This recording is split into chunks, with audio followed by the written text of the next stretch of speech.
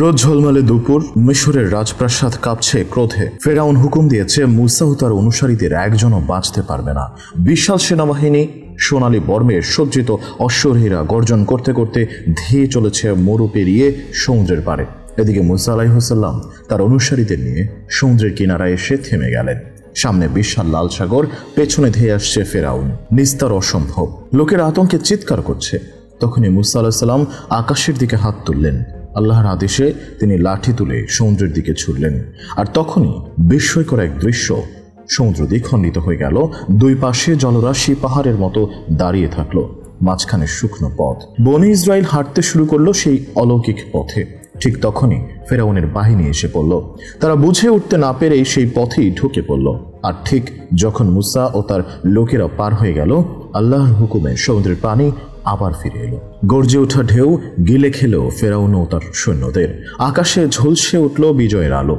আর মিশরের একচ্ছত্র শাসক হয়ে গেল ইতিহাসের এক ডুবে যাওয়া নাম। ঐতিহাসিক এই ঘটনাটি মোটামুটি আমাদের সবারই জানা, তবে সাম্প্রতিক সময়ে এটি আবারও প্রাসঙ্গিক হয়ে উঠেছে ইরানের নৌবাহিনীর প্রধান রিয়ার অ্যাডমিরাল শাহরামের হুঁশিয়ারিতে। তিনি বজ্রকণ্ঠে বলেছেন, আমরা শয়তানকে ডুবিয়ে দেব, ঠিক যেমন ফেরাউন ডুবে গিয়েছিল। এদিকে আয়াতুল্লাহ আলী খামেনির নেতৃত্বে প্রতিরোধের সব শক্তিকে জড়ো করছে ইরান। আমেরিকার প্রবল হুমকি থাকা সত্ত্বেও ইরান যদি পারমাণবিক অস্ত্র বানিয়ে ফেলে তাহলে ঠিক কি ঘটবে, সেই সব কিছুর বিশ্লেষণ থাকছে ট্রেন্ডস নামের আজকের এই ভিডিওতে।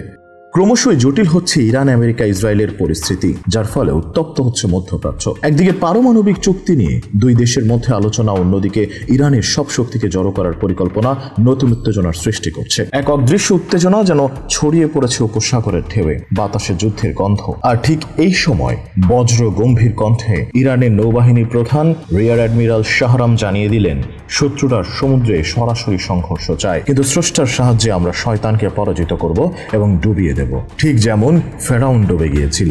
তার কণ্ঠে ছিল না কোনো দ্বিধা, ছিল এক অনরাত্ম বিশ্বাস, যেন সমুদ্র থমকে শুনছে।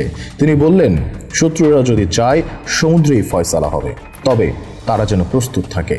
আমরা স্রষ্টার সাহায্যে শয়তানকে চূর্ণ করব, ডুবিয়ে দেব তলদেশে। এই হুঁশিয়ারি কেবল কথার ঝড় নয়, এক বিশ্বাসের দাবানল। শাহরামের চোখে যেন ভেসে উঠছিল এক নতুন যুগের রেখাচিত্র, যেখানে দুঃসাহসী জাহাজগুলো শুধু জলরাশি ছেড়েই চলবে না, সাথে বয়ে নিয়ে যাবে প্রতিরোধের জ্বলন্ত বার্তা।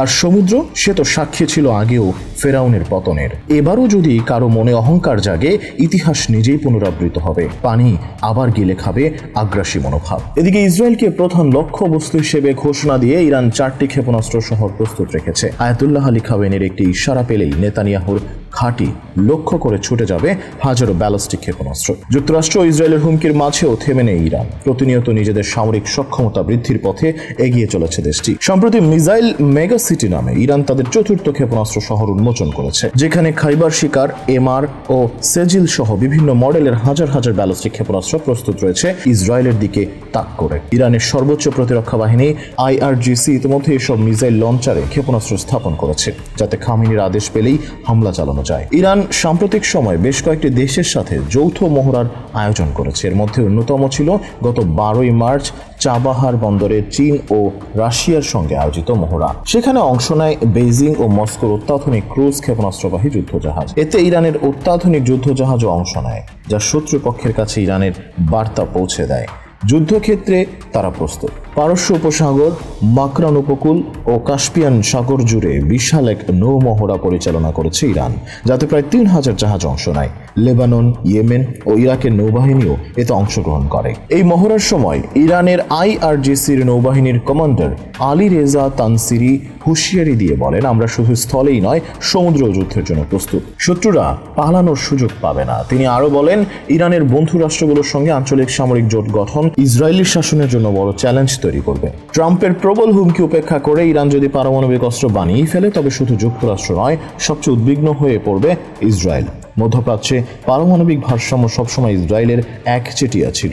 এখন যদি ইরান সেই দেয়াল ভেঙে ফেলে, তবে ইসরায়েল নিজেকে অস্তিত্বগত হুমকির মুখে ভাববে। তারা চুপ করে বসবে না, প্রয়োজনে একতরফা প্রিএমটিভ স্ট্রাইকে যেতে পারে, হয়তো সৌদি আরব বা আরব আমিরাতের ঘাঁটি ব্যবহার করে। আর এই ঘটনার অভিঘাত পড়বে গোটা উপসাগরীয় অঞ্চলে। সৌদি আরব বহু আগে থেকেই সতর্ক করে আসছে, যদি ইরান পারমাণবিক হয় আমরাও পাবো। এর মানে দাঁড়াবে পারমাণবিক অস্ত্র প্রতিযোগিতা শুরু হয়ে যাবে মধ্যপ্রাচ্যে। উপসাগরীয় দেশগুলো, বিশেষ করে সংযুক্ত আরব আমিরাত, কাতার, বাহরাইন, তারা হয়তো সরাসরি পারমাণবিক পথে হাঁটবে না, কিন্তু নিজেদের প্রতিরক্ষা ব্যবস্থায় আমেরিকান অস্ত্র সেনা উপস্থিতি আরো বাড়িয়ে তুলবে। সব মিলিয়ে ইরানের হাতে পারমাণবিক অস্ত্র মানে হবে নতুন ধরনের পরাশক্তি লড়াইয়ের সূচনা।